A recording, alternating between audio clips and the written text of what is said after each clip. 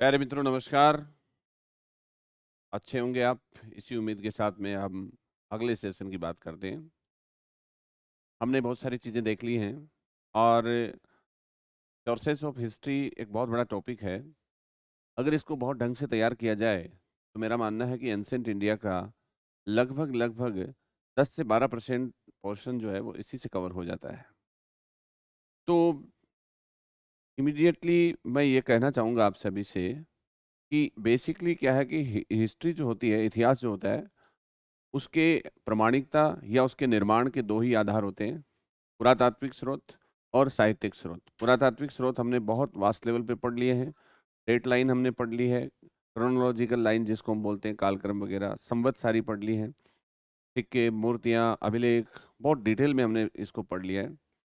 अब हम इसमें आगे का जो हमारा पोर्शन है, उसको स्टडी करते हैं और आगे के पोर्शन में जो हमारा सबसे इम्पोर्टेंट जो पार्ट है, जो सोर्स बहुत ज़्यादा मात्रा में अवेलेबल हैं, वो हैं हमारे साहित्यिक स्रोत।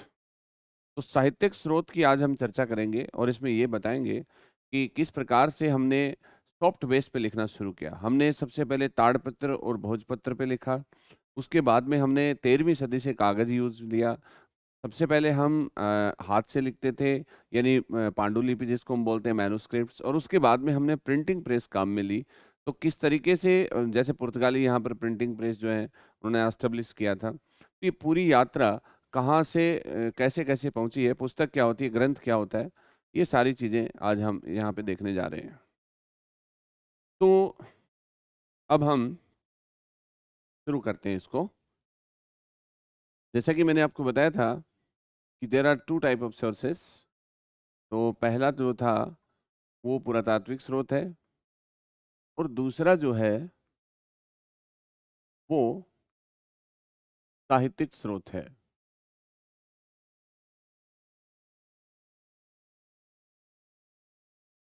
इसको पढ़ चुके हैं इसलिए हम इसको इधर कर देते हैं। पुरातात्विक स्रोत, आर्कियोलॉजिकल सोर्सेस, और ये जो है आपका साहित्यिक स्रोत। ठीक है ना? बीच में इसमें एक और भी हमारा है और वो विदेशी विवरण है। बेसिकली विदेशियों ने भी जो विवरण छोड़ा है वो लिटरेचर के रूप में ही छोड़ा है। तो वैसे ये लिटरेरियन सोर्स का ही एक्सटेंडेड फॉर्म या विस्तारित रूप हम इसको मान सकते हैं, विदेशी विवरण। तो इतिहास के स्रोत हैं ये। आज हमारा जो फोकस है, ये हम कर चुके हैं, ये हमारा डन है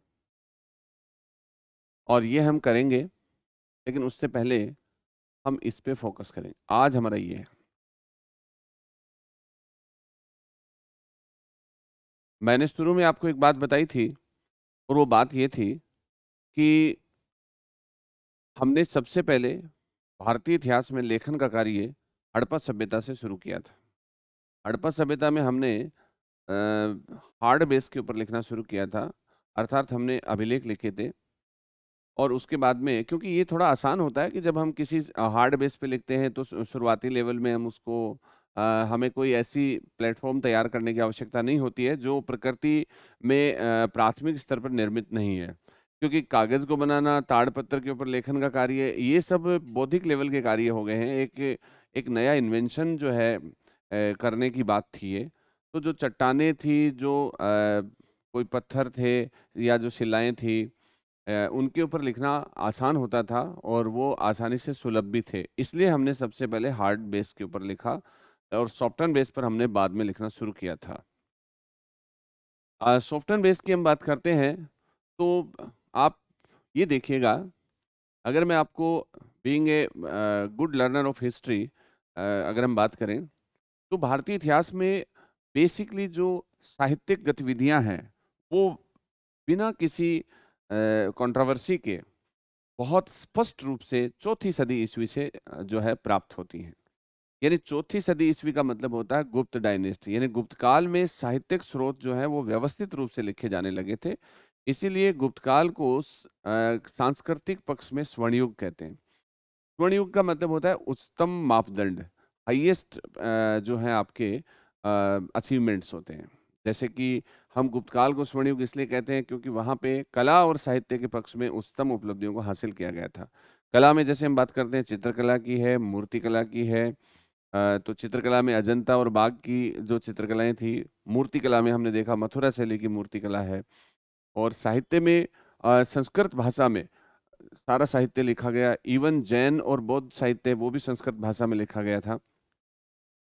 न केवल गुप्तकाल के दौरान का साहित्य लिखा गया बल्कि इससे पूर्व के समय का साहित्य भी लिखा गया। अगर हम बात करते हैं वैदिक साहित्य की, जो जो वैदिक साहित्य आप पढ़ते हो जिसमें वेद है, ब्राह्मण है, आरण्यक है, उपनिषद है, और ये जितना भी जो है, इसके अलावा जैसे वेदांग है, फिर आपके पुराणाज हैं, तो इनको व्यवस्थित रूप से जो है लेखन का कार्य जो है वो आपका किस में हुआ था, वो गुप्त काल में हुआ था। यानी आप ये देखिएगा कि आपके जो वेद हैं जिनको संहिता बोलते हैं, संहिता स्वरूप, मतलब वेद का मतलब होता है ओरल फॉर्म, संहिता का मतलब होता है लिखित रूप। ऐसे ही जैसे महाभारत है, तो जो घटना है वो तो जैसे लगभग 800 ईसा पूर्व की है, रामायण है वो 900 ईसा पूर्व की है। रामायण और महाभारत के महाकाव्यों का लेखन कार्य भी गुप्त काल में हुआ। वेदों का जो मौखिक स्वरूप था वो भी लिखित स्वरूप में गुप्त काल में आया। तो मैं ये कह रहा हूँ कि गुप्त काल वो समय था जिस समय हमने लेखन को व्यवस्थित रूप से ताड़पत्र और भोजपत्र पे लिखना शुरू किया था। इससे पहले का जो लेखन है वो बहुत सीमित है हमारे पास में, और जो भी है वो विवादित भी है। जैसे कौटिल्य का अर्थशास्त्र है, तो वो मौर्य काल में लिखा गया या नहीं, इस बात को लेकर भी एक डिस्कसिंग पॉइंट चल रहा है कि क्या उस समय इतनी समृद्ध कला थी क्या, कि हम इतने बड़े जो है ग्रंथ को वहाँ उस समय इसका ये कंटेम्प्रेरी है या बाद में लिखा गया। खैर जो भी हो, बहरहाल गुप्त काल में व्यवस्थित रूप से सॉफ्ट बेस या नरम सतहों के ऊपर लिखने का कार्य बहुत क्रमबद्ध तरीके से लिखा गया। जिस प्रकार से अशोक के अभिलेख जो हैं वो भारतीय इतिहास के क्रमबद्ध और ऐतिहासिक अभिलेखों के रूप में शुमार हैं, उसी प्रकार से भारतीय इतिहास में गुप्त काल का साहित्य जो है वो व्यवस्थित, क्रमबद्ध और स्वर्णिम मापदंडों पर लिखा गया था। अब देखो, साहित्यिक स्रोत जो है उसमें क्या क्या आते हैं।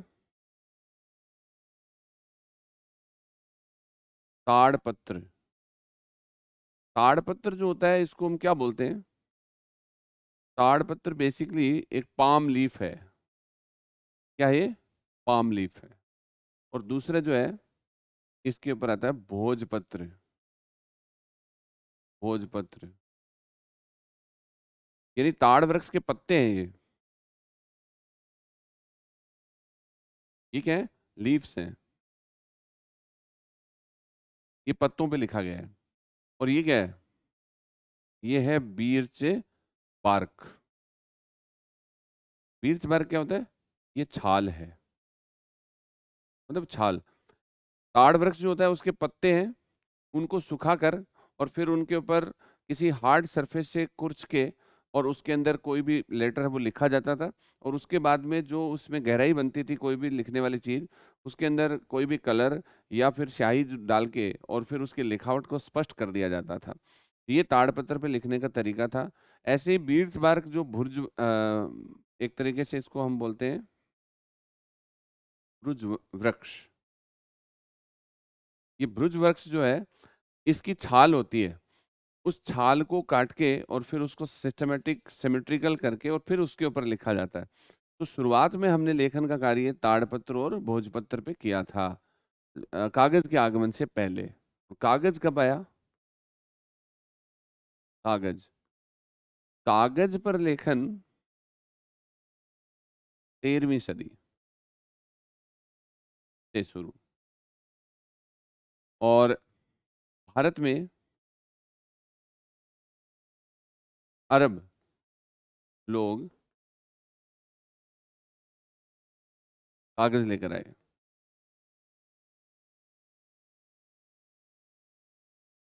तथा अरबों ने कागज पर लेखन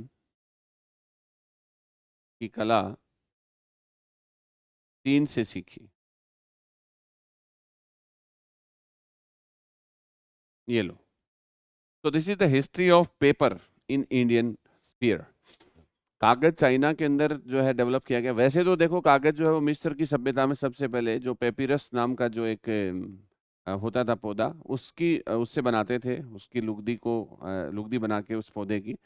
लेकिन एक रियल बेस जो कागज है वो चाइनीज जो है उनकी देन है। और फिर पूरे विश्व में जो कागज और कागज के ऊपर लेखन का जो कार्य है वो चाइनीज की क्रेडिट है। चाइनीज से अरेबियन जो लोग हैं उन्होंने इसको अक्वायर किया, लिया। और अरब लोगों से अरब लोग जो है वो इंडिया तक इसको पहुंचाने में कामयाब रहे। तो भारत में कोई भी कागज के ऊपर लिखित पांडुलिपि जो है वो 13वीं सदी से पुरानी नहीं है। इसलिए 13वीं सदी से भारत में कागज के ऊपर लेखन का कार्य जो है वो प्रचलित हुआ था। अब आप देखो, ये तो है बेस, मतलब आप किस पे लिख रहे हो, मतलब लेखन का आधार है ये। ये क्या है? आधार, लेखन का आधार। This is the basis of writing. यानी ये वो सामान है जिसके ऊपर आप लिख रहे हो। या तो ताड़पत्र ले लो, पत्ता ले लो, या फिर छाल ले लो। और ये शुरुआत में थे, बाद में कागज आया। तो यानी ये कहो कि 13वीं सदी से तक हमारे पास में ताड़पत्र और भोजपत्र ही लेखन सामग्री थी जिसके ऊपर हम लिखते थे। और उसके बाद में हमने कागज यूज में लिया। इन तीनों के ऊपर जो हाथ से लिखते हैं, पांडुलिपि क्या होती है? तो हम बोलते हैं हाथ से लेखन, पांडुलिपि, जिसको मैन्युस्क्रिप्ट्स बोलते हैं।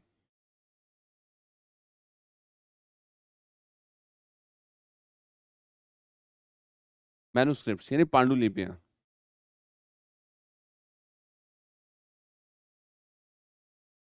हाथ से लिखित साहित्य।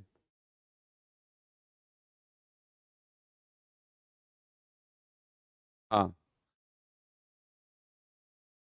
हाथ से लिखित साहित्य जो होता है उसको मैन्युस्क्रिप्ट्स या पांडुलिपि बोलते हैं। पांडुलिपियां जो होती हैं वो किसी भी लीफ के ऊपर मतलब कोई भी चीज हो, चाहे आप इस पे हाथ से लिख रहे हो, इस पे हाथ से लिख रहे हो, या कागज पे हाथ से लिख रहे हो, तो उसको आप मैन्युस्क्रिप्ट्स बोलेंगे। खास तौर से जो मैन्युस्क्रिप्ट्स हैं वो हमारी ज्यादातर इनके ऊपर मिली हैं, क्योंकि उसके बाद में जैसे कागज प्रिविलेंस में आया, और उसके बाद फिर प्रिंटिंग प्रेस जो भारत में 16वीं सदी के मध्य से स्टार्ट हो जाती है, और उसके बाद में प्रिंटिंग प्रेस का काम भी शुरू होता है।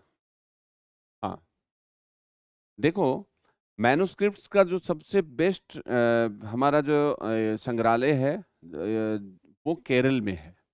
मैन्युस्क्रिप्ट्स का सबसे बड़ा संग्रहालय कहाँ पे है? केरल में है। तो केरल में मैन्युस्क्रिप्ट्स को बाकायदा जो है बहुत बढ़िया ढंग से संग्रहित किया गया है। तो ये तो थोड़ा सा ये देखना है कि अभिलेखों की परंपरा पहले शुरू होती है, फिर क्योंकि वो हार्ड बेस पे या कठोर सतहों पे लिखे जाते हैं, इसलिए वो प्रकृति में आसानी से उपलब्ध सतह होती है, उस पर लिखना शुरू किया हमने। उसके बाद हमने जो है सॉफ्ट बेस या जिसको नरम सतह बोलते हैं उसको हमने इजाद किया, और इसमें ताड़पत्र, भोजपत्र और कागज लिए, और कैसे कैसे हमने क्या क्या किया ये है। तो इनके ऊपर जो कुछ भी लिखा होता है उनको मैन्युस्क्रिप्ट्स बोलते हैं, वो हाथ से लिखित साहित्य होता है। ठीक है।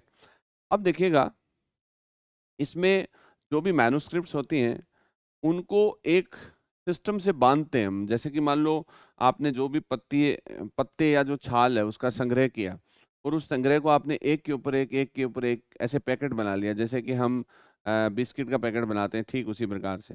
फिर उसको आप ऐसे बांध दो, यानी उसको आप गांठ दे दो। तो जो भी, जैसे मान लो 20, 30, 40, 50, 60 जितनी भी आपकी मैन्युस्क्रिप्ट हुई, उनको आप एक जगह बांध दीजिएगा। जैसे मान लो इस तरीके से मैन्युस्क्रिप्ट्स का ऐसे मोस्टली ये इस शेप में होती थी। यहाँ पे एक छेद होता था, इस छेद निकाल के और फिर सारी मैन्युस्क्रिप्ट्स को उसमें पिरो दिया जाता था। जैसे कि मान लो ये मैन्युस्क्रिप्ट्स है, ऐसे इसके ऊपर मैंने बहुत सारी डाल दी ऊपर, और एक पूरा पैकेट बन गया है। तो इसको फिर यहाँ से बांध दिया जाता था इस तरीके से।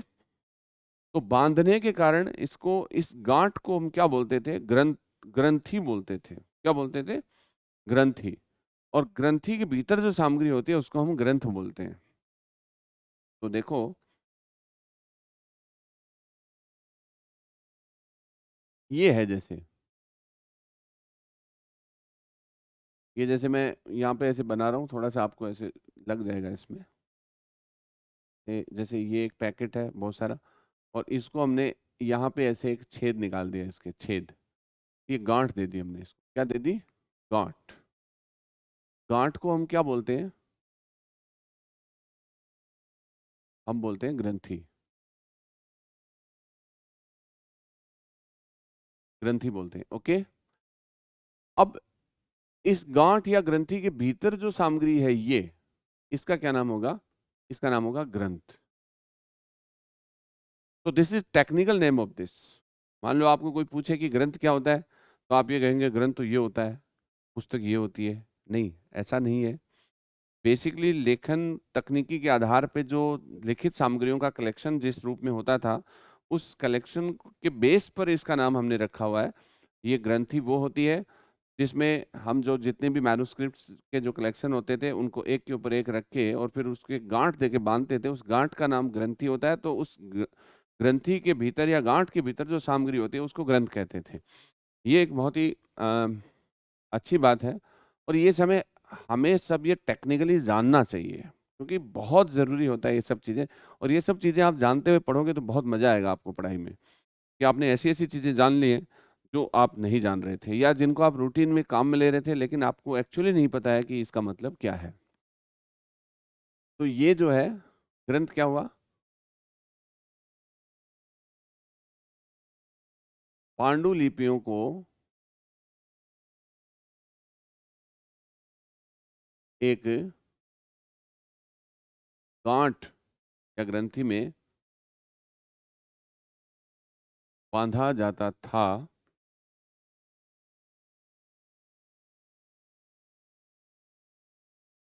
तथा इससे गांठ या ग्रंथि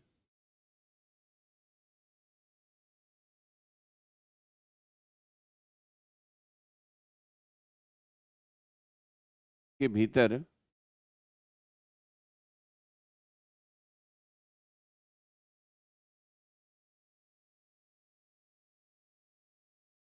भीतर की सामग्री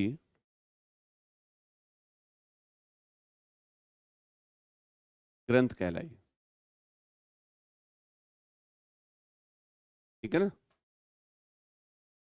हाँ, ये एक टेक्निकल बात है। बेसिकली ग्रंथ का मतलब क्या होता है, तो वो हमें बताना है थोड़ा सा इसमें ऐसे।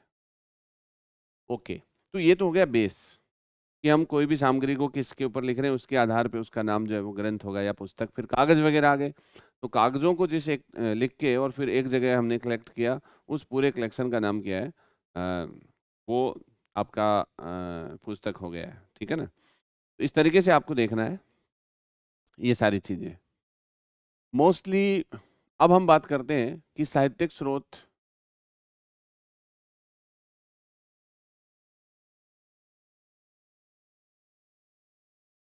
विषय वस्तु के आधार पर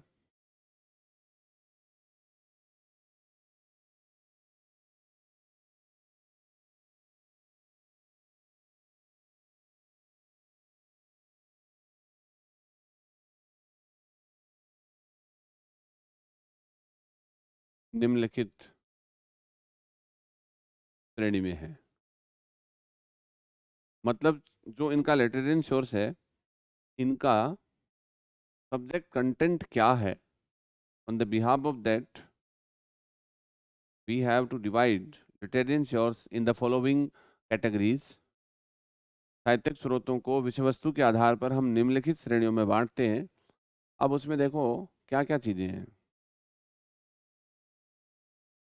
जैसे पहला है धार्मिक,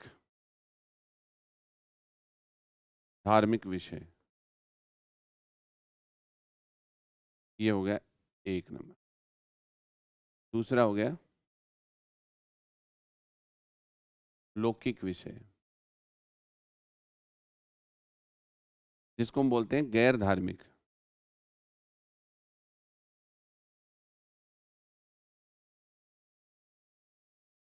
गैर धार्मिक, नमस्कार। धार्मिक विषय में क्या है? धार्मिक धर्म के दो विषय थे हमारे प्राचीन काल में। सबसे पहला हमारा धर्म जो था वो था ब्राह्मण धर्म, जिसको हम वैदिक धर्म बोलते हैं। और इसके अलावा धार्मिक विषयों में गैर धार्मिक विषय भी थे। गैर धार्मिक में जैसे कि सॉरी, धार्मिक विषय को दो भागों में बांटा है, पहला ब्राह्मण और दूसरा गैर ब्राह्मण।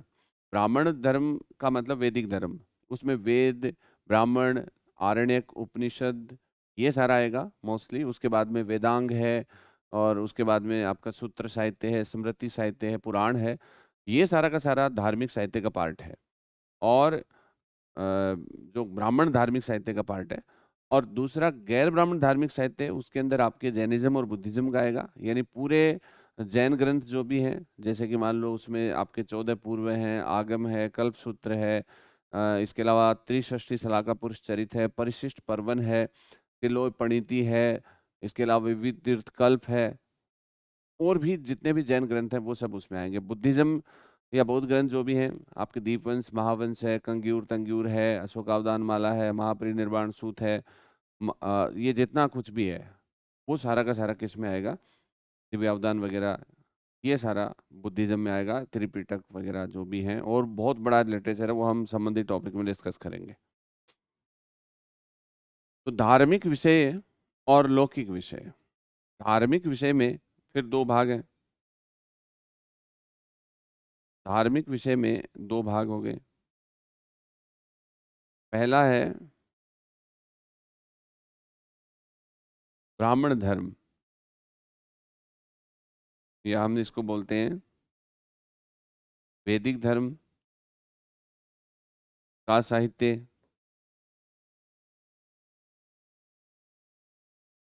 और दूसरा है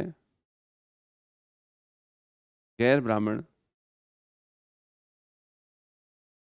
धर्म का साहित्य। ये लो, ब्राह्मण धर्म का साहित्य है, इसमें बहुत बड़ा है। इसमें आपके वेद हैं, ब्राह्मण ग्रंथ हैं, आरण्यक हैं, उपनिषद हैं, इसके अलावा और भी आ जाएगा इसमें, वेदांग हैं, सूत्र साहित्य है,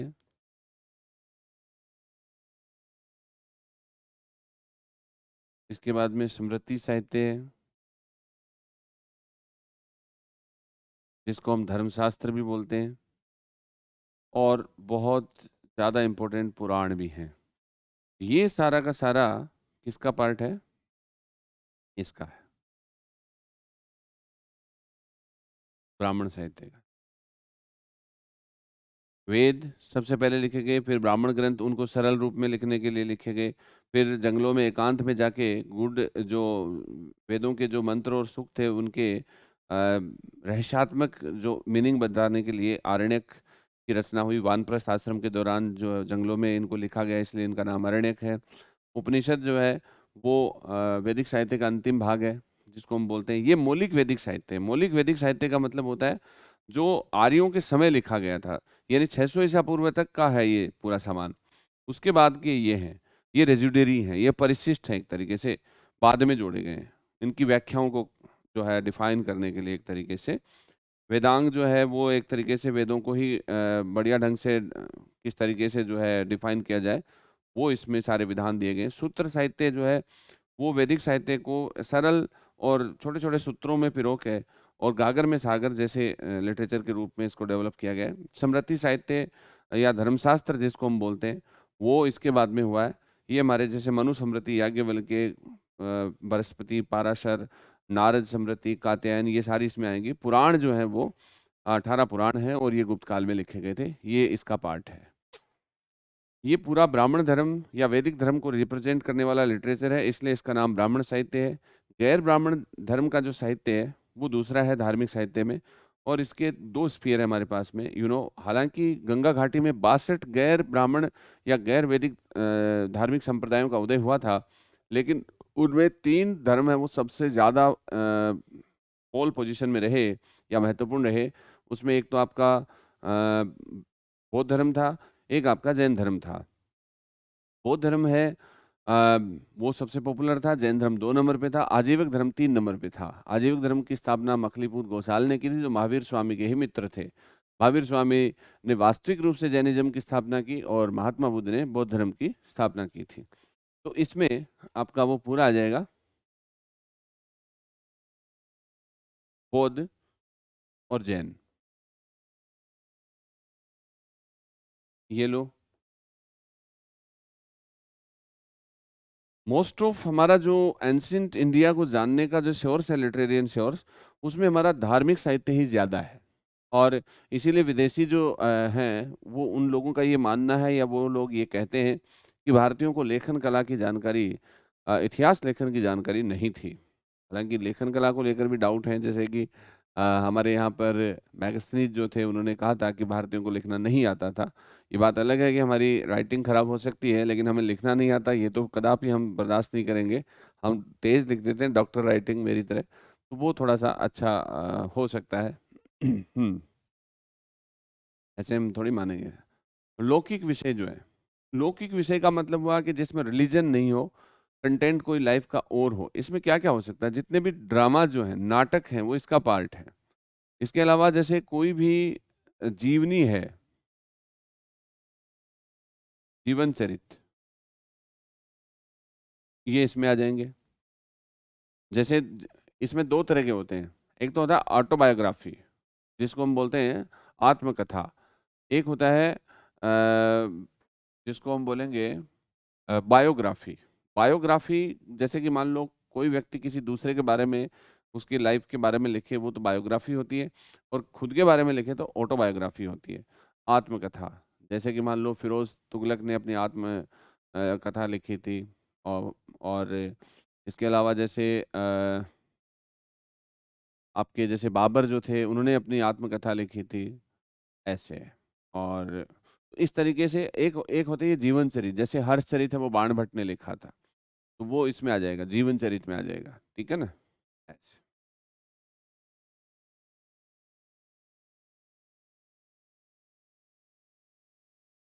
आत्मकथा, ये भी इसका पार्ट हो जाएगा, कोई दिक्कत नहीं है। इसके अलावा जैसे कोई भी राजनीतिक इतिवृत्त, ये इसमें आ जाएगा। फॉर एग्जाम्पल, ड्रामा जो है, जैसे स्वपन वाष्पदत्ता है, भास के नाटक हैं, वो आ जाएंगे। कालिदास के नाटक हैं, विशाख दत्त के नाटक हैं, शूद्रक के नाटक हैं। जितने भी ड्रामाज हुए हैं, वो सारे इसमें आ जाएंगे। जीवन चरित्र, जैसे हर्षचरित है, कुमारपाल चरित है, रामपाल चरित है, ये वाला हो जाएगा। आत्मकथा में जैसे किसी की आत्मकथा होती है, ऑटोबायोग्राफी, जो खुद लिखता है अपने बारे में, वो। जीवन चरित्र किसी दूसरे का लिखा गया है, वो बता दिया। राजनीतिक इतिवृत्त का मतलब होता है कि ऐसे ग्रंथ जो प्योर पॉलिटिकल स्फीयर से लिखे जाते हैं, या पॉलिटिकल पर्सपेक्टिव में लिखे जाते हैं, जिनका कंटेंट जो है वो राजनीतिक घटनाक्रमों को बेस बना के लिखा गया है। हाँ, तो जैसे उसमें हम बात करते हैं, ये आपके कौटिल्य का अर्थशास्त्र जो है, वो राजनीति के सिद्धांतों पर आधारित है। कौटिल्य के अर्थशास्त्र को हम इसमें ले सकते हैं। कलहण की राजतरंगिणी इसमें आ सकती है। इसके अलावा और भी ऐसी बहुत सारी पॉलिटिकल जो हमारे जो टेक्स्ट हैं, that would be the part of this sphere. तो ये जितना भी जिसमें धर्म के इतर कुछ भी लिखा गया है, वो सारा का सारा किस में आएगा? वो हमारा गैर धार्मिक में आ जाएगा। ये तो एक मोटे मोटे तौर पे हमने इसका डिवीजन कर दिया है कि साहित्यिक स्रोत सबसे पहले भोजपत्र और ताड़पत्र पे लिखे गए, और उसके बाद कागज पे लिखे गए, और पांडुलिपियों के रूप में थे शुरू में, और उसके बाद में प्रिंटिंग प्रेस आने के बाद में वो 16वीं सदी के मध्य से पुर्तगालियों के आगमन के साथ ही गोवा से हमने पहली प्रिंटिंग प्रेस को कलेक्ट किया था पुर्तगालियों के समय, और उसके बाद में जो है वो यहाँ पे लिखे जाने लगे थे। मतलब प्रिंटिंग प्रेस कागज के ऊपर होती रही लेटर ऑन। ये कुछ एक मोटा मोटा सा आइडिया है, और अब हम इसको डिटेल में रखते हैं। तो हम शुरुआत यहाँ से करेंगे, जिसको हम बोलेंगे वैदिक धर्म या ब्राह्मण धर्म का साहित्य क्या है। फिर ये पूरा जो मैंने लिखा है, क्योंकि बहुत सारे इंपॉर्टेंट जो क्वेश्चन है वो यहीं से आ जाते हैं। किसकी रचना है, कब लिखी गई, किस दरबार में, उसकी मुख्य विषय वस्तु क्या है। हमें बात ये ध्यान रखनी है कि अमुक जो ग्रंथ है वो कौन से समय का है, किस विषय वस्तु पर है, और उसकी कोई स्पेशल बात है लैंग्वेज वगैरह का, तो यही जनरली क्वेश्चन होता है। और इतने बड़ी हिस्ट्री के अंदर अगर आपके बेसिक मोटे मोटे तौर पे भी क्लियर होते हैं तो आपकी जो है लाइफ जो है वो एकदम से सेटल हो जानी है।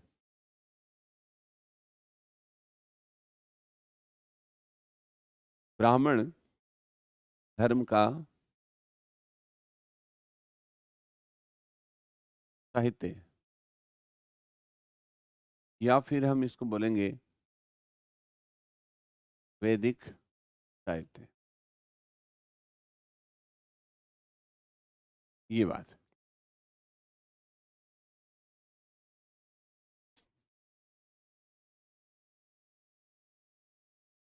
हम्म।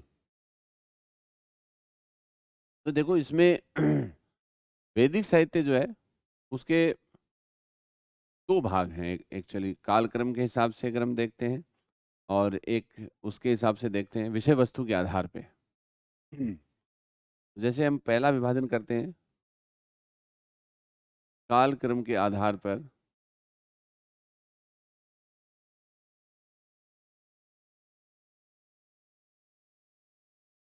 वैदिक साहित्य।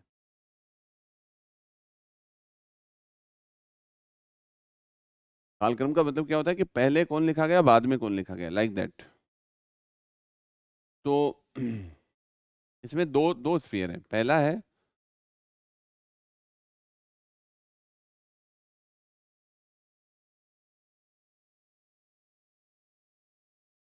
ऋग्वैदिक साहित्य।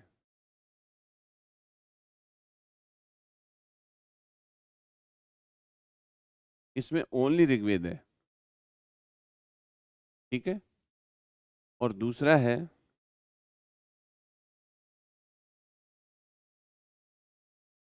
उत्तर वैदिक साहित्य। ऋग्वैदिक साहित्य का मतलब क्या हुआ, 1500 से लेके 1000 ईसा पूर्व के बीच में जो है वो ऋग्वैदिक साहित्य है। उत्तर वैदिक साहित्य क्या है, 1000 BC टू 600 BC, ये उत्तर वैदिक साहित्य का काल है। कालक्रम का मतलब है कि पहले ये लिखा गया बाद में ये लिखा गया। 500 जो है, पहले जो 500 हैं उनकी जो जानकारी हमें मिलती है आर्यों के जीवन से, उनका समाज कैसा था, उनका धर्म कैसा था, उनकी राजनीति कैसी थी, उनका अर्थतंत्र क्या था, उसको जानने का एकमात्र स्रोत ऋग्वेद है। और उत्तर वैदिक साहित्य है, इसको जानने के कई स्रोत हैं। इसमें यजुर्वेद है, सामवेद है, अथर्ववेद है,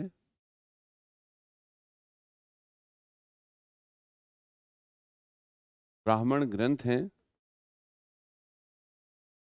उसके बाद आरण्यक है, और उसके बाद में उपनिषद है। उपनिषद का ही दूसरा नाम वेदांत है। वेदांत का मतलब होता है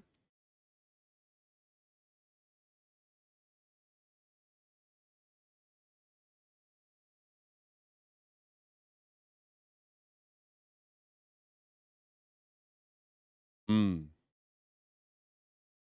ओके। तो ब्राह्मण ग्रंथ है, आरण्यक है, उपनिषद है, ये है। तो स्टेप टू स्टेप चलते हैं हम। वैदिक साहित्य में पहला स्टेप जो है वो क्या है, वेद, फिर ब्राह्मण, फिर आरण्यक, फिर उपनिषद। वेद में चार हैं, ऋग्वेद, यजुर्वेद, सामवेद, अथर्ववेद। इन चारों को वेद बोल सकते हो आप एक साथ में। और फिर ब्राह्मण ग्रंथ, फिर आरण्यक, और फिर उपनिषद। तो 1500 से 1000 के बीच का जो साल है 500, उसमें ये लिखा गया और कंपोज किया गया। मैं ये कहूँगा कि ये लिखा नहीं गया था यहाँ पे एक्चुअली, ये यहाँ पे इसको जो है इसकी रचना हुई थी। देखो रचना करने में और लेखन में भी फर्क होता है। लेखन कला का आविष्कार इस समय अच्छी स्थिति में नहीं था, बल्कि मैं ये कहूँ कि उन हमारे पास में ऐसे कोई एविडेंस नहीं है कि ऋग्वैदिक आर्यों ने किसी एक लिपि का जो है प्रयोग किया होगा। और उन्होंने लिखा होगा, क्यों हो सकता है लिखा हो, लेकिन उनके मौलिक ग्रंथ हमारे पास में अवेलेबल नहीं है। हमारे पास में इनको जानने का एकमात्र स्रोत जो है वो संहिताएँ हैं। संहिताएँ जो हैं वो महर्षि वेदव्यास के द्वारा गुप्त काल में संकलित की गई थी, और ये यहाँ पे जितना भी नॉलेज था वो श्रुति के रूप में प्रचलित था, जिसको हम ओरल फॉर्मेट बोलते हैं। ओरल फॉर्म में था सारा का सारा ज्ञान। और ओरल फॉर्म का मतलब होता है कि जैसे मैं आपको बता रहा हूँ, आप मुझसे सुन रहे हो, ये ओरल फॉर्म होता है। होता क्या था कि जैसे वेदों के रचयिता जो हैं, उन वो किसको माना गया है? वो ईश्वर को माना गया है। और ईश्वर कौन है? अपौरुष हैं। अपौरुष का मतलब क्या होता है? पुरुष का मतलब होता है सामान्य व्यक्ति, महापुरुष का मतलब उससे बड़ा होता है, और अपौरुष का मतलब ईश्वर होता है। इम्पर्सनल है, जिसका कोई ऐसा स्ट्रक्चर नहीं है। जो जनरली हम लोग ऐसा मानते हैं कि जैसे व्यक्तित्व पूर्ण नहीं है, वो व्यक्तित्व विहीन है, जिसको हम बोलेंगे उसे हम अपौरुष बोलते हैं। एक विशद व्यापक स्वरूप में है। तो ईश्वर के श्रीमुख से ऋषि मुनियों ने इसको श्रुत किया, सुना, और फिर उन्होंने श्रुत करके आपको बता दिया। आपने फिर सुना, आपने दूसरे को बता दिया। तो ये जो फॉर्म है कि मैंने मैंने इसको सुना, तो यहाँ जैसे ऋषियों, हालांकि देखो इसमें मैं ये कहना चाहूंगा कि बेसिकली तो ये ऋषियों के द्वारा ही इजाद मंत्र हैं इसमें, और यज्ञ विधियां हैं। लेकिन ईश्वर को क्रेडिट दिया गया है कि जैसे कि हम किसी भी मांगलिक कार्य के लिए, किसी हर्षकारी और अनिष्टकारी दोनों ही कार्यों के लिए हम ईश्वर को अंतिम रूप से जिम्मेदार मानते हैं। इसीलिए हम बोलते हैं कि ईश्वर की इच्छा प्रबल हो गई, हरी इच्छा प्रबल हो गई, इसलिए चला गया, या भगवान के आशीर्वाद से हमारे घर में फलां फलां आयोजन हो रहा है, लाइक दिस। तो हम ईश्वर को हर चीज़ के लिए जो है जिम्मेदार मान के और उन्हीं को क्रेडिट देते हैं। ये हमारी आदत पुराने समय से रही है, और यही जो है कारण इसमें रहा है कि इसको अपौरुष से माना गया है।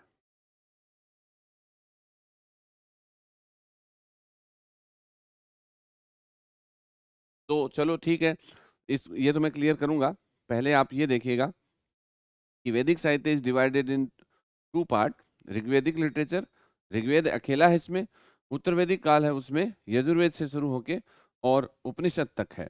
अब एक बार एक प्रश्न ये भी रहता है, जैसे आरएस के एग्जामिनेशन में एक क्वेश्चन आया था कि मौलिक वैदिक साहित्य में कौन कौन से भाग आते हैं? मौलिक वैदिक साहित्य, तो अभी तक मैंने जो आपको लिखा है वो ही मौलिक वैदिक साहित्य है। तो हम इसको एक साथ भी लिख सकते हैं। मौलिक वैदिक साहित्य, इसमें आता है वेद, ब्राह्मण ग्रंथ,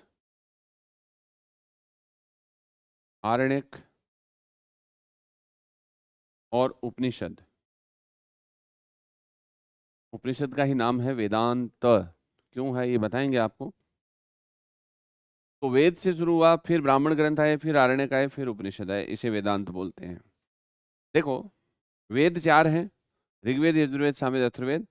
तो हमने एक जगह कर लिया, क्योंकि ये दोनों वैदिक साहित्य का ही पार्ट है। फिर कालक्रम का मतलब पहले और बाद के हिसाब से हमने अध्ययन सुविधा के लिए इसका जो विंटरनिस नाम के जो राइटर हैं, विंटरनिस नाम के जो हमारे एकेडमिशियन हैं, उन्होंने वैदिक साहित्य को अध्ययन सुविधा के लिए विभिन्न जो इनके अंदर जो प्रवृत्तियां थी, जैसे कि समाज की स्थिति, महिलाओं की स्थिति, आर्थिक स्थिति, राजनीतिक स्थिति, उसको दो स्फीयर में बांट लिया है, दो खंडों में उन्होंने बांट लिया है। जैसे हम मूवी के अंदर पूर्वार्ध और उत्तरार्ध देखते हैं, ठीक इसी प्रकार से है। तो फर्स्ट हाफ, सेकंड हाफ, ये बाहुबली फर्स्ट या बाहुबली सेकंड है। तो मौलिक वैदिक साहित्य में वेद, ब्राह्मण, आरण्यक और उपनिषद। अब एक बार ऐसा क्वेश्चन आया था कि मौलिक वैदिक साहित्य का हिस्सा नहीं है। देखो, क्वेश्चन ये था,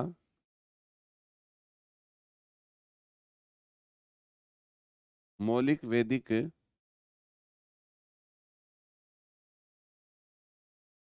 साहित्य का हिस्सा नहीं था। तो उसमें ऑप्शन जो थे, उसमें ये था जैसे वेद है, आरण्यक है, और एक आपका वेदांग है, और एक आपका वेदांत है। ये आ गए चार। तो फिर हमारा इसमें आंसर क्या होना चाहिए?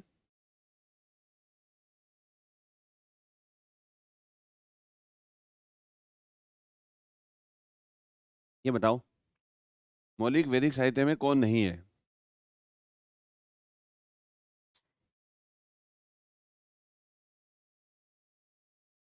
कौन नहीं है? Very good.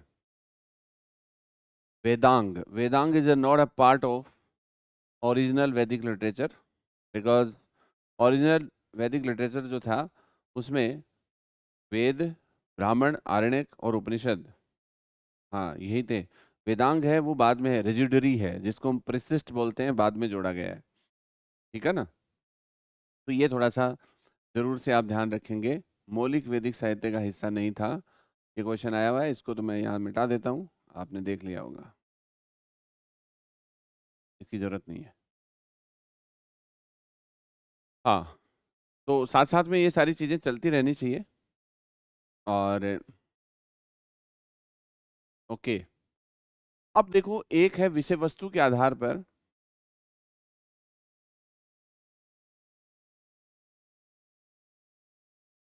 विषय वस्तु के आधार पर वैदिक साहित्य का विभाजन। तो this is the basis of, this is the division which is basis on the content।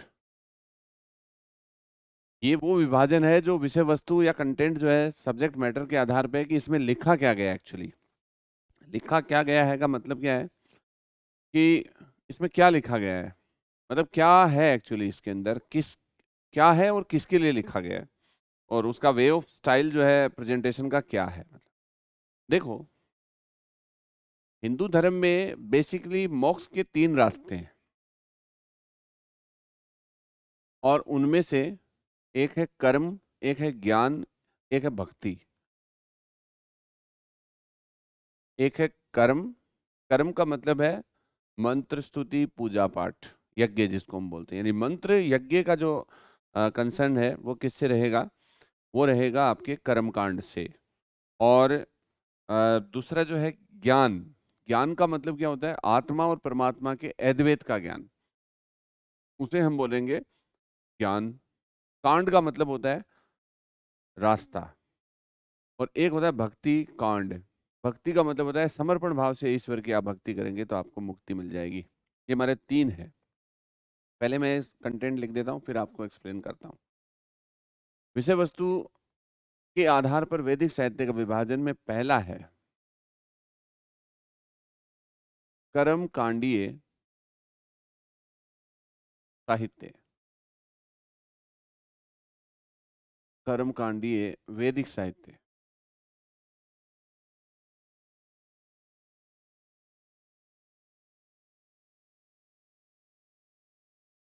जो मंत्र व यज्ञ, यज्ञ का मतलब पूजा होता है सिंपल, पर यज्ञ से संबंधित है।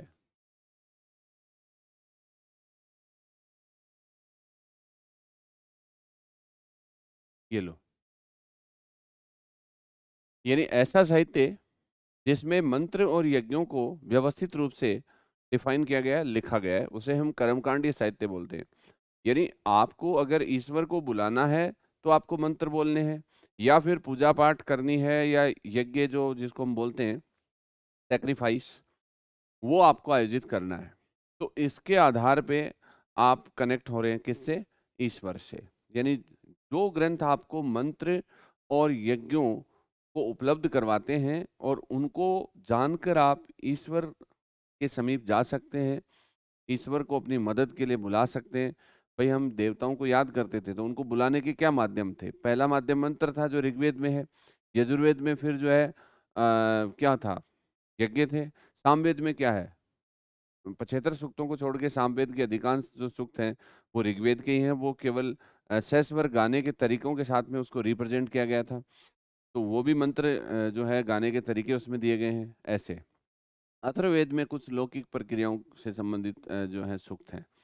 तो कहने का मतलब ये हुआ कि भगवान से जो जो चीजें आप मांग रहे हो, तो या ईश्वर से जो जो चीजें देवताओं से आप मांग रहे हो, तो उन देवताओं को आप किस तरीके से अपनी बात कहेंगे, वो या तो आप मंत्रों से कहो या आप यज्ञों के द्वारा कहो। इस पूरे प्रोसेस का नाम क्या होता है? कर्म कांड होता है। तो कर्म में बेसिकली, एकदम लिटरली मैं बताऊं तो कर्म का मतलब यज्ञ होता है। वैसे मंत्र चूंकि इसी के पार्ट है, इसलिए इसमें शामिल हो जाएगा ये। अब इसमें कौन कौन से हैं? वेद, ब्राह्मण ग्रंथ व आरण्यक ग्रंथ, कर्म कांडीय ग्रंथ है। यानी इनमें आपको ये सब मिलेगा, मंत्रों की स्तुति के तरीके और यज्ञों को आयोजित करवाने के तरीके, ये सब है। दूसरा है ज्ञान कांडीय साहित्य। यहाँ पे मैं लिख दूं, कांड का मतलब होता है मार्ग।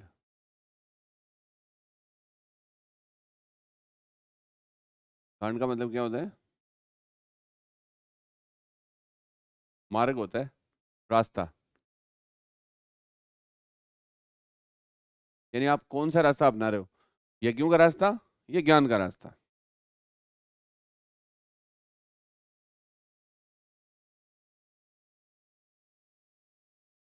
यह है आत्मा यानी जीव व परमात्मा यानी ब्रह्म के अद्वैत। अद्वैत का मतलब होता है अभिन्न, तो दो नहीं, एक है।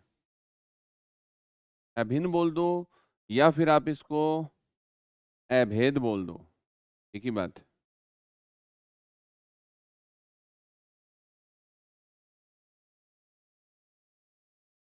का ज्ञान करवाते हैं, ये है। तो जो पूजा पाठ और मंत्रों का ज्ञान करवाते हैं वो तो ये हैं, और जो इनसे संबंधित हैं, आत्मा और परमात्मा के अद्वैत के ज्ञान से संबंधित हैं, वो क्या है? ये है। और इसका उदाहरण क्या होगा? का उदाहरण है उपनिषद,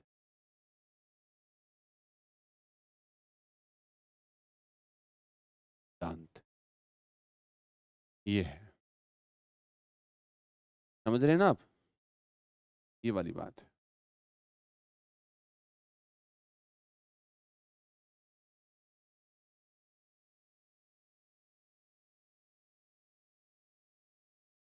तो इस तरीके से वैदिक साहित्य का दो तरीके से विभाजन है।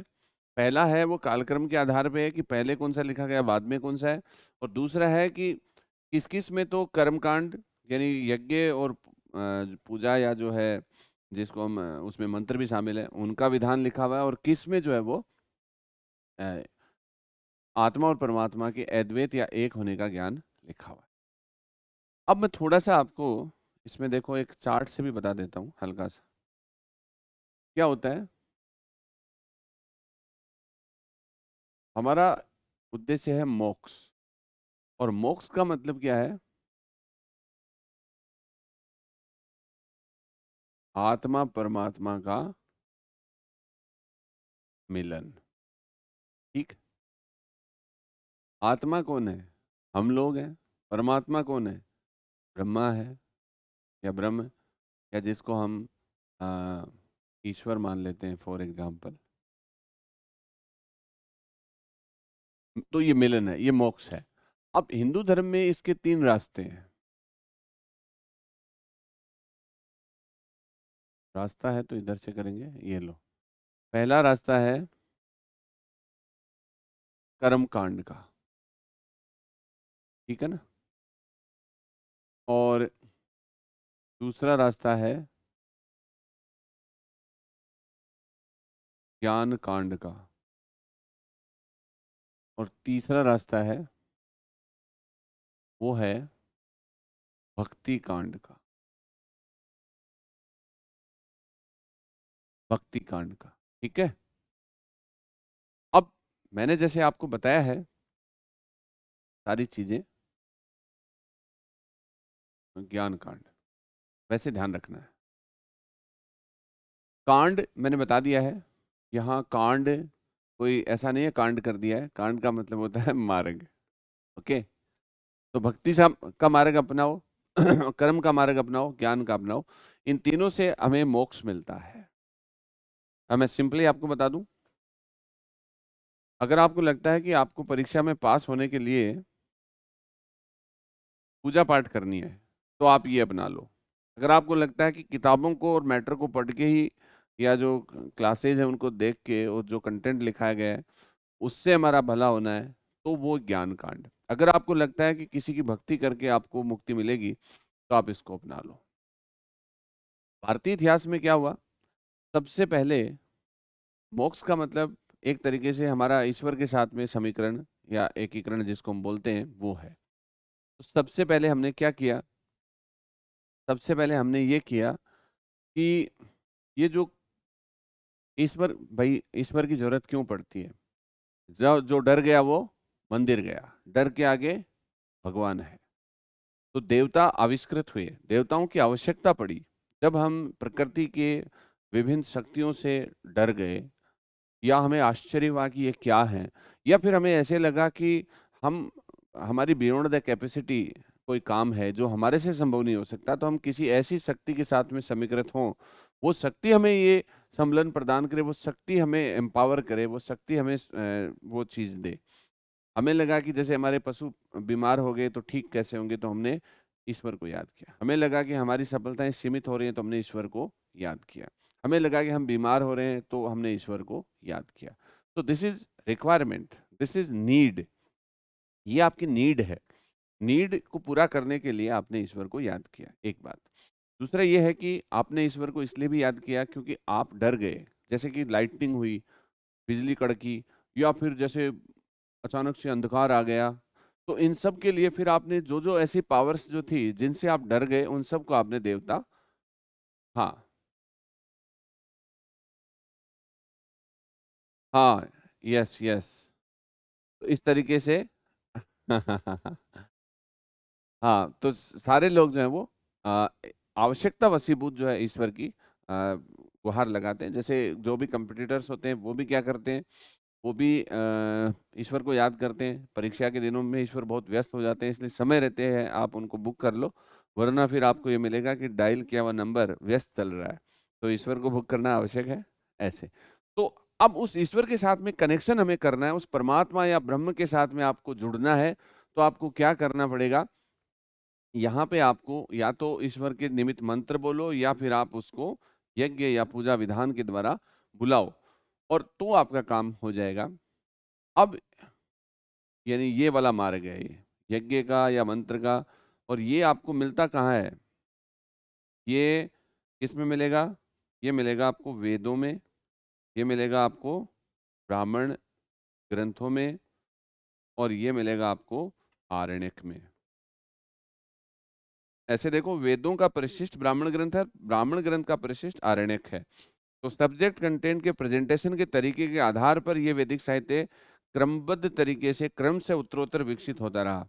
इन तीनों की जो मुख्य विषय वस्तु है वो क्या है, ये है।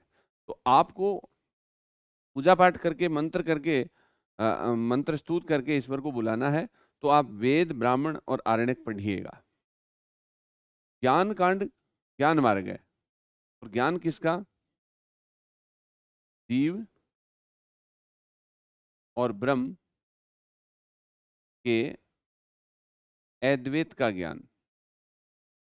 ये बहुत फिलोसफिकल है थोड़ा सा। इसका सीधा सा मतलब ये है कि हम लोग जीव हैं और हमें बनाने वाला परमात्मा या ब्रह्म है।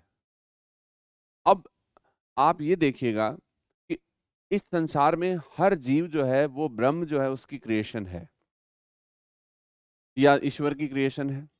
तो ईश्वर अंश हर व्यक्ति में है। मुझ में ईश्वर है, आप लोगों में ईश्वर है, पूरे संसार में ईश्वर है। ऐसे मानो कि एक 5 किलो का सोना है, 5 किलो सोना है और पूरा संसार है वो सोने के आभूषण है। तो जो 5 किलो है वो ईश्वर है और आभूषण है वो ये पूरा संसार है। तो इन आभूषणों में सोना है या नहीं है? इन सारे आभूषणों में सोना है।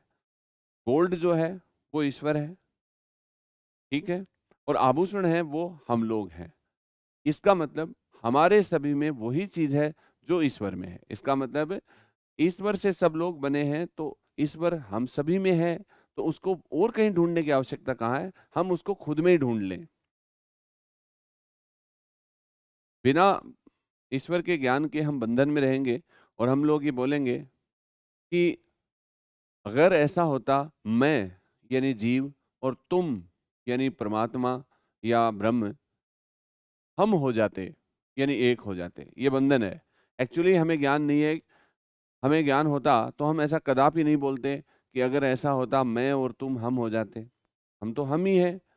एक्चुअली हम एक ही हैं, लेकिन हम अज्ञानता के कारण हमें ऐसा लगता है कि हम अलग हैं और ईश्वर अलग है। तो उपनिषद वो ग्रंथ है जिसमें ऐसे अज्ञानी बालक ईश्वर का ज्ञान प्राप्त करने के लिए गुरु के समीप गए, निष्ठापूर्वक बैठे। गुरु ने निष्ठापूर्वक बैठे हुए शिष्यों को ब्रह्म ज्ञान या परमात्मा का ज्ञान करवाया। तो फिर उन बच्चों को ब्रह्म ज्ञान की प्राप्ति हुई और उन्हें ये महसूस हुआ कि ईश्वर उनमें ही है। इसलिए फाइनली उन्होंने जो वो बोल रहे थे कि अगर ऐसा होता मैं और तुम का मतलब परमात्मा है, मैं का मतलब आत्मा है, हम का मतलब अद्वैत है, हो जाते, उसको उन्होंने बदल दिया और अहम ब्रह्मास्मि, मैं ही ब्रह्म हूँ, ऐसा ज्ञान उन्हें हुआ। मैं का मतलब आत्मा, ब्रह्म का मतलब परमात्मा, अस्मि का मतलब है, अर्थात आत्मा ही परमात्मा है, आत्मा ही ब्रह्म है, जीव ही ब्रह्म है, ऐसा ज्ञान हो गया। सीधा सा मतलब है, ईश्वर से अगर आप बने हो तो उसे और कहीं ढूंढने की जरूरत नहीं है। सबसे पहले खुद में ढूंढो, फिर दूसरों में ढूंढो, सब में मिल जाएगा। मुझ में रब दिखता है, तुझ में रब दिखता है, सब में रब दिखता है। बस ये एटीट्यूड आपका हो जाएगा।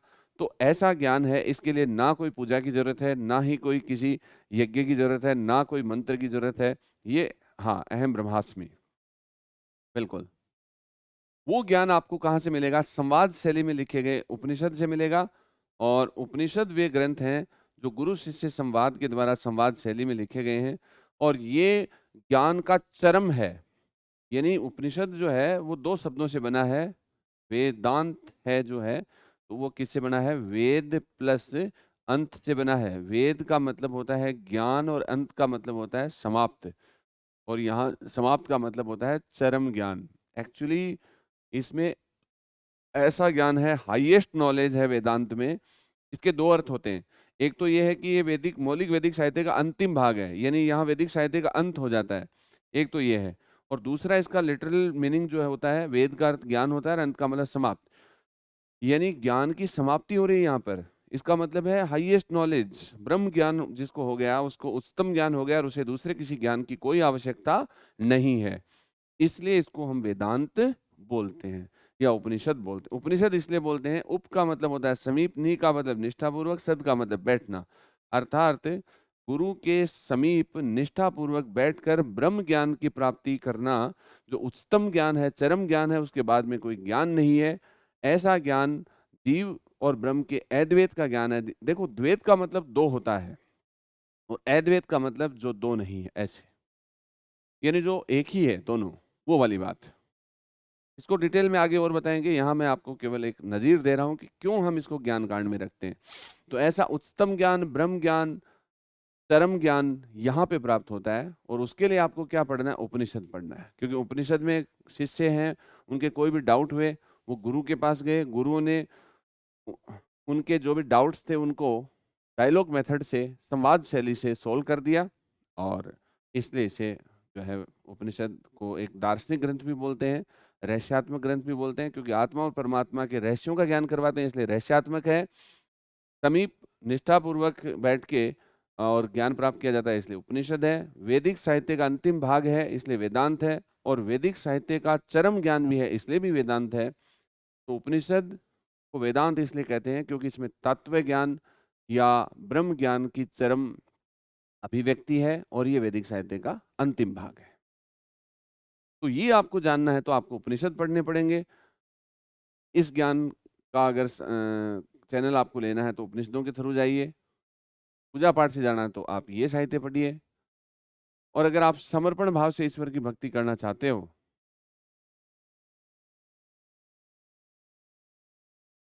तो ये लीजिए।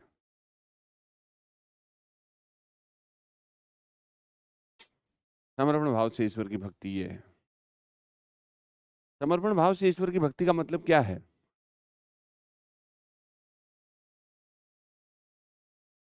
समर्पण भाव से ईश्वर की भक्ति का मतलब ये होता है कि देखो, ये काम करने के लिए जनेऊ चाहिए, यज्ञोपवीत। ये काम करने के लिए भी जनेऊ चाहिए। यानी उत्तर वैदिक काल में उपनयन संस्कार शूद्र और महिलाओं का नहीं हुआ, उनको ड्रॉप कर दिया गया इससे, ठीक है।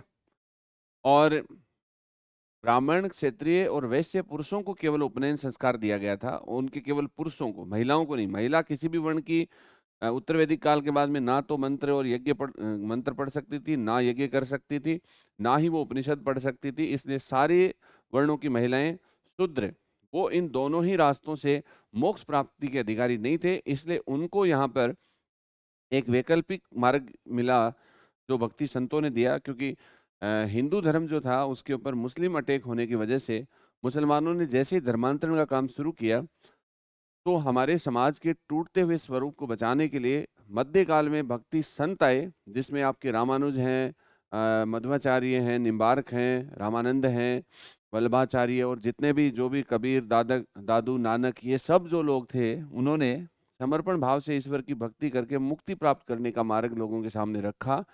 इसलिए इसे भक्ति मार्ग या भक्ति कांड कहते हैं। इसमें जनेऊ की कोई आवश्यकता नहीं थी और ये सरल मार्ग था। इसलिए आराम से शूद्र और महिलाओं को भी इसमें जगह मिल गई।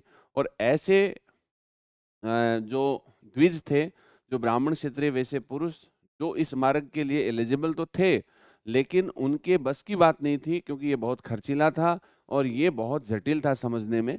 उन्होंने भी भक्ति मार्ग को अपनाया। इसलिए एक तीसरा वैकल्पिक मार्ग है, वो भक्ति मार्ग आया। ठीक है ना? तो ये थोड़ा सा एक जटिल सा स्वरूप था यहाँ पे, उनको रिप्लेस करने के लिए ये आया ऐसे। जैसे मान लो ये शुरुआत में जो था वो नोकिया था, फिर सैमसंग फ़ोन आया, लास्ट में आपका वीवो और ओप्पो इस टाइप के फ़ोन आ गए जिनके अंदर बहुत अच्छा एक्सेस और आराम से जाने वाला सॉफ्टवेयर इसके अंदर आ गया। ऐसा था इसमें। तो ये थोड़ा-सा आप ध्यान रखें। इस प्रकार से हमारा साहित्य वो डेवलप हुआ था। ये मार्ग जानने के लिए ये साहित्य और इस मार्ग को अपनाने के लिए ये साहित्य लिखा गया। इसलिए ये कर्मकांड में आ गए पहले 3 और ये लास्ट में ज्ञान कांड में आ गए। ओके। तो ये वैदिक साहित्य, मौलिक वैदिक साहित्य है, उसका हमने डिवीजन कर लिया है। और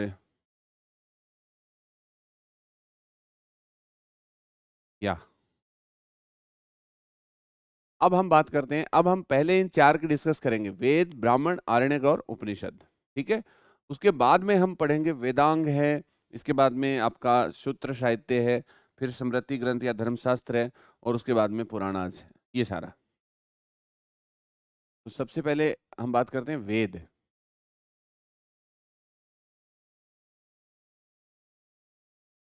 वेदाज, वेद।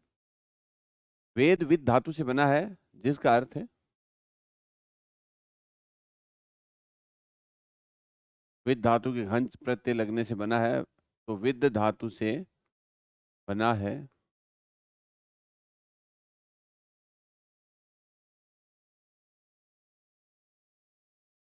वेद शब्द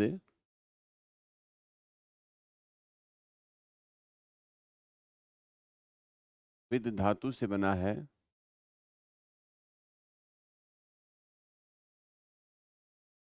जिसका अर्थ ज्ञान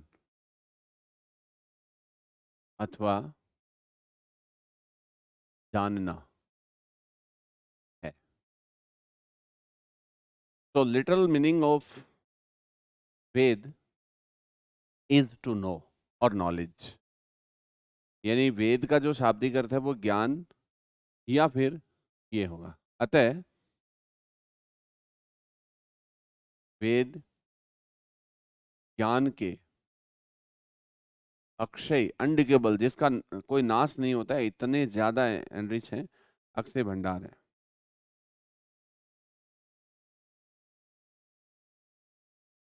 अतः वेद क्या है? ज्ञान के अक्षय भंडार है। तो वेद का अर्थ ज्ञान हो गया और जानना हो गया। कई बार ये आ जाएगा, मोस्टली मोटे तौर पे आता है, ये नहीं आता है तो ये इसका आंसर होगा, टू नो।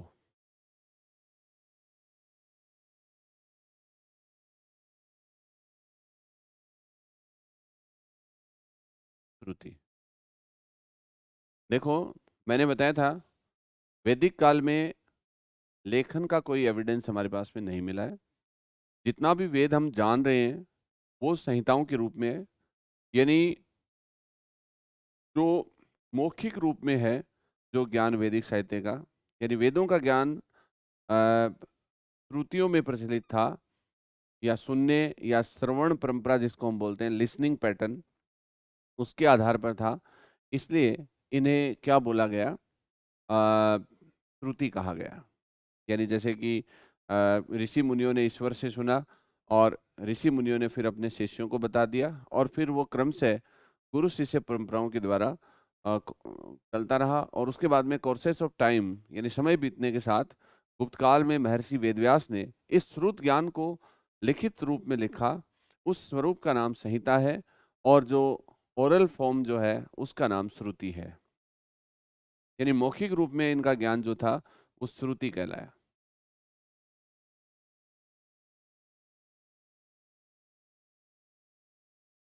वेदों का ज्ञान सुनने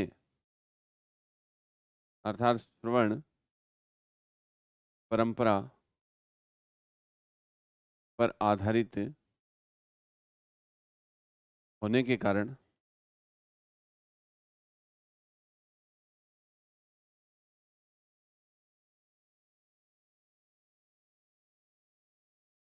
श्रुति कहलाया। ये देखो आप, तो वेदों का ज्ञान है वो सुनने या श्रवण परंपरा पर आधारित होने के कारण श्रुति कहलाया। ये लो।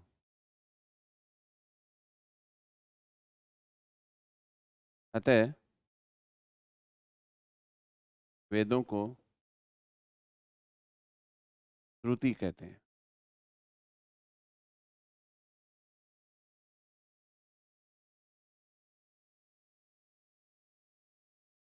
ठीक है, वेदों को श्रुति कहते हैं। अब एक बहुत इंपॉर्टेंट चीज है कि ये तो श्रुति हो गया, तो फिर संहिता क्या है?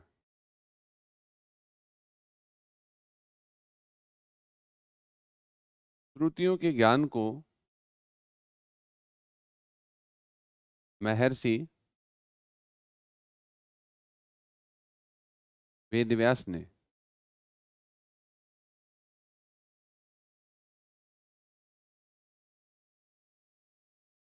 जिस स्वरूप में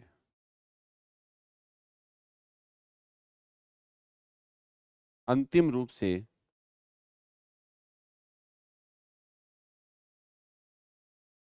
गुप्त काल में संकलित किया, उसे संहिता कहा गया।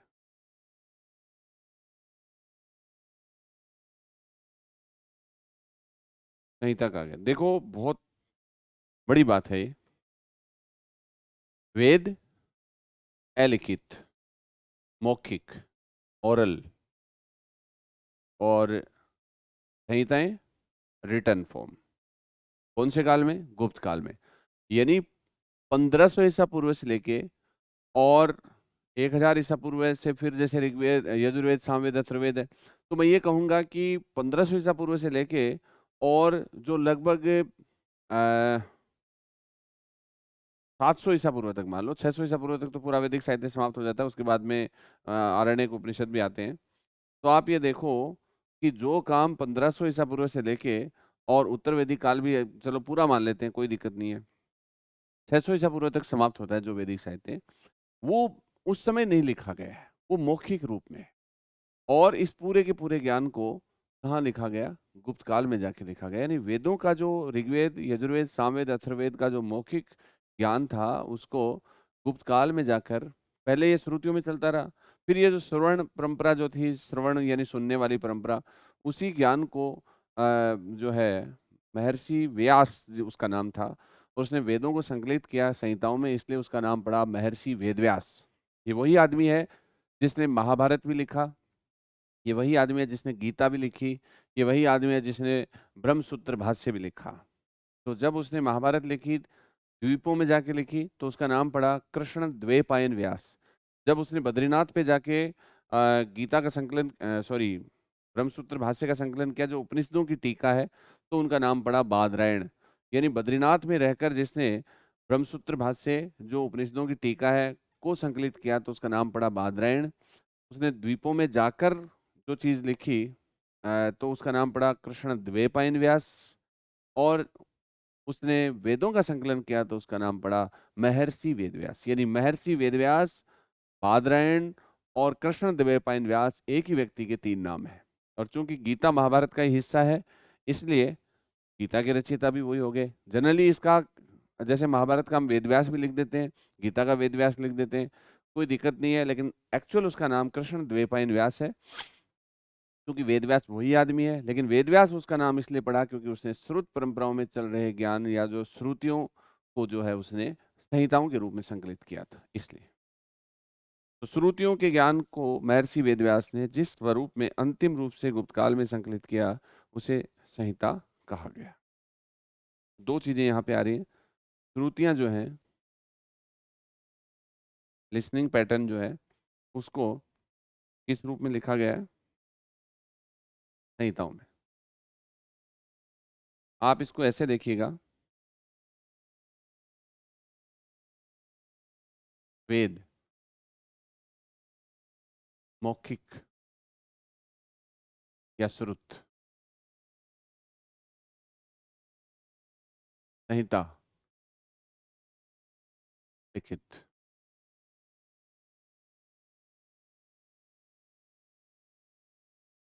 ऋग्वेद, ऋग संहिता। मैंने आपको बताया था इसकी वजह, ताड़पत्र और भोजपत्र पे लिखने का जो पैटर्न डेवलप हुआ, वो गुप्त काल में हुआ था। इसलिए ना केवल गुप्त काल में गुप्त काल की घटनाओं का संकलन हुआ, बल्कि उससे पूर्व की से चला आ रहा हमारा जो समृद्ध सांस्कृतिक पक्ष था, उसको भी हमने यहाँ पर जो है वो डिफाइन किया था। यजु से संहिता,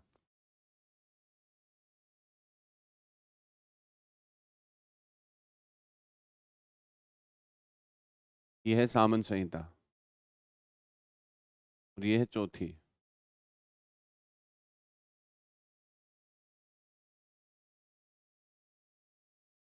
अथर्व संहिता। पहले इधर हम वेद लिख देते, अथर्ववेद, और ये है अथर्वा संहिता। ये लो, कोई चेंज नहीं है। जो मैं बोल रहा हूं वो वेद है, और जो आप लिख रहे हो वो संहिता है। यानी हमारा जो लेक्चर होता है, उसमें आपने जितना मेरे श्रीमुख से सुना, वो आपका क्या है? वो ज्ञान श्रुति है। और उसी ज्ञान को जो आपने सुना है, उसको आप नोट डाउन कर देंगे, वो संहिता है। बहुत ही सिंपल सी बात है। तो ये सब करने के कारण जो है, महर्षि व्यास जो थे वो वेद व्यास बने थे।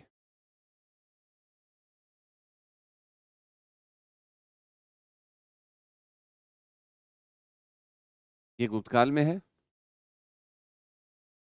और ये वैदिक काल में। तो बहुत चीजें क्लियर होंगी आपकी कि यहाँ पे जो ज्ञान था, वो एक्चुअली नरेट नहीं किया गया था, यहाँ पे उसको नरेट किया गया था।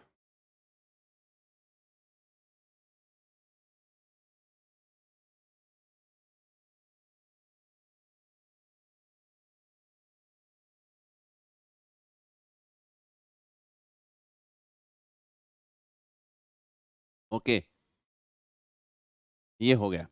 तो अब आपकी दो तीन चीजें होगी। वेद क्या है? ज्ञान, शाब्दिक अर्थ उसका ज्ञान है या जानना। ज्ञान के अक्षय भंडार है जो मौखिक है, लिखित नहीं है। संहिता क्या है? इसका लिखित स्वरूप है। ठीक है। और श्रुति क्या है? मौखिक रूप है। तो वेद को ही श्रुति कहते हैं और श्रुतियों को जिस रूप में लिखा गया उसका नाम संहिता है। ये ट्रायो है वो आपका यहाँ पे होता है। अब देखो एक चीज इसमें और है, और वो है अपौरुषेय।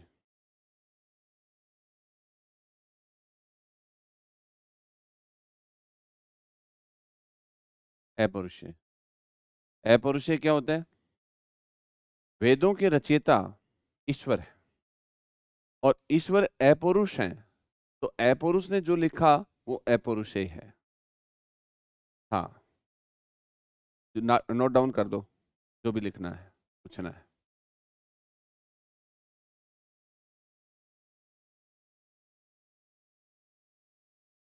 ईश्वर अपौरुष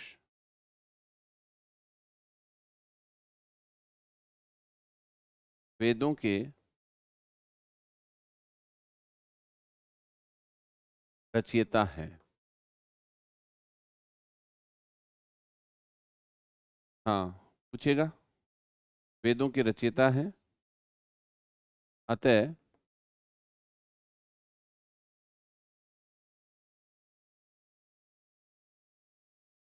वेद अपौरुषेय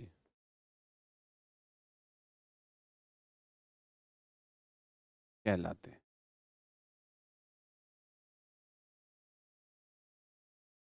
देखो, वेद जो हैं,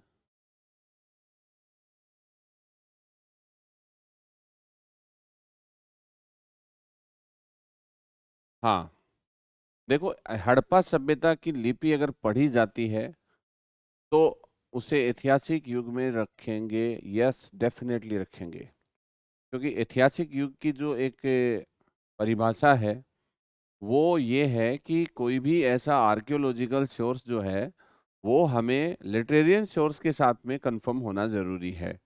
या फिर उसका जो इंस्क्रिप्ट है, वो आपने इंस्क्रिप्शन में लिखा है, तो अगर वो डेसिफर्ड हो जाती है या उसको पढ़ लिया जाता है, तो जो चीज़ें आज हमारे डाउट में चल रही हैं, जैसे कि हम जिसे आद्य शिव मान रहे हैं, हो सकता है वो वहाँ का कोई लोकल डाइटी हो या कोई और हो। अभी तक हम उसके पोस्चर को देखकर अनुमान लगा रहे हैं ऐसा कि वो आद्य शिव है। वो दूसरा भी कोई हो सकता है। ऐसा थोड़ा थोड़ा हमारा ज्ञान जो है वो यहाँ धूमिल हो रहा है। उसको ठीक करने के लिए लिपि बहुत इंपॉर्टेंट रोल प्ले कर सकती है।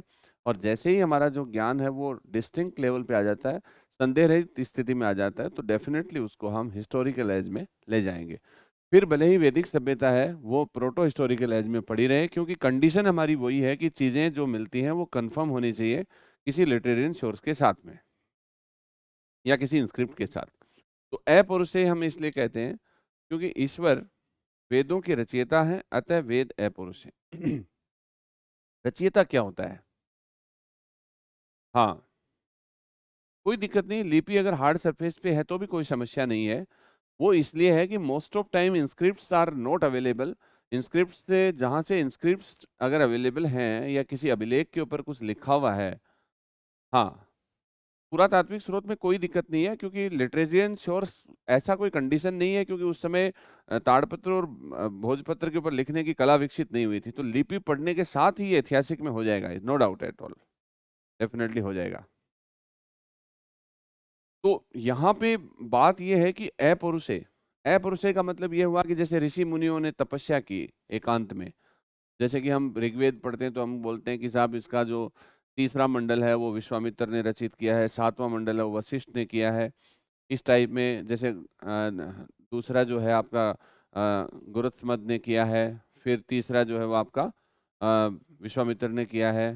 फिर ऐसे आपके जैसे वामदेव हैं, अत्रि हैं, भारद्वाज हैं, विश्वामित्र, वशिष्ठ हैं।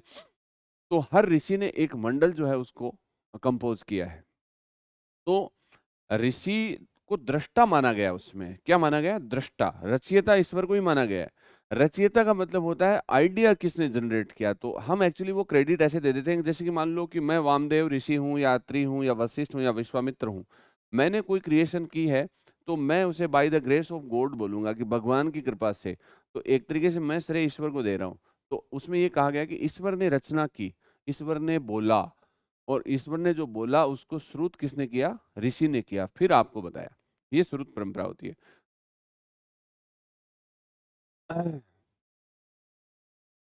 ये वाली बात है ना। हाँ, तो ऐसा है। तो वो वाली बात है इसमें, ये आपको समझना है कि रचयिता एक अलग होता है और लेखक अलग होता है। जैसे कि प्रयाग प्रशस्ति है, उसके रचयिता कौन है? उसके रचयिता हरिसेन है, लेकिन उसके लेखक या अनुष्ठानकर्ता कौन है? उसके लेखक या अनुष्ठानकर्ता जो है वो कौन है? वो तिलभटक हैं। जैसे कि मैं बोलूं कि जो पढ़ेगा वो आगे बढ़ेगा, जैसे ये मेरा आइडिया है, तो ये मैं इसका रचनाकार हूँ। और अगर मैं ये आइडिया किसी से दीवार पे लिखवा दूं या कहीं और लिखवा दूं, तो लिखने वाला उसका रचयिता नहीं होगा, वो लेखक होगा, अनुष्ठान करता होगा। रचयिता मैं हूं। ऐसे ही वेदों का ज्ञान है, वो रचित या क्रिएट किसने किया? रचित का मतलब क्रिएशन देना, आइडिया देना, वो ईश्वर ने किया है। और ईश्वर क्या है? अपौरुष। अपौरुष ने जो काम किया वो अपौरुष है। अपौरुष के द्वारा क्रिएट करने के कारण वेदों को अपौरुषे कहा गया है, इम्पर्सनल। ठीक है। पुरुष हम होते हैं, और बड़े होते हैं महापुरुष होते हैं, और अपौरुष इम्पर्सनल होते हैं, जो ईश्वर को बोला गया है। क्योंकि ईश्वर का व्यक्तित्व नहीं होता है, वो सर्वव्यापी होते हैं, इसलिए उन्हें अपौरुष कहा गया। तो इसे अपौरुषे भी कहा गया है। ठीक है ना।